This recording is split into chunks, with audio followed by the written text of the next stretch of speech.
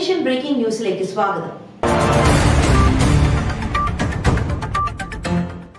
അന്തരിച്ച മുൻ മുഖ്യമന്ത്രി VS അച്യുതാനന്ദനെ സോഷ്യൽ മീഡിയയിലൂടെ അധിക്ഷേപിച്ച് പോസ്റ്റ്.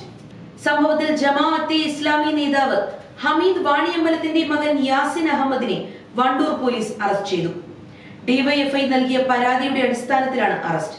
പിന്നീട് ഇയാളെ സ്റ്റേഷൻ ജാമ്യത്തിൽ വിട്ടു. VSനെ അധിക്ഷേപിച്ച് സോഷ്യൽ മീഡിയയിൽ പോസ്റ്റിട്ട അധ്യാപകനെ നേരത്തെ കസ്റ്റഡിയിൽ എടുത്തിരുന്നു.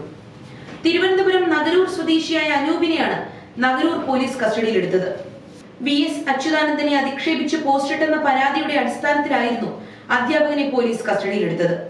ഇയാളുടെ മൊഴി രേഖപ്പെടുത്തിയ ശേഷം തുടർ നടപടികളിലേക്ക് പോലീസ് കടക്കും. VSന്റെ പേരെടുത്ത് പറയാതെയുള്ള അനൂപിന്റെ വെറുപ്പ് നിറഞ്ഞ സ്റ്റാറ്റസ് സമൂഹ മാധ്യമങ്ങളിൽ ചർച്ചയായിട്ടുണ്ട്. പലരും അനൂപിനെതിരെ അതിരൂക്ഷ വിമർശനവുമായി രംഗത്ത് വന്നിരുന്നു.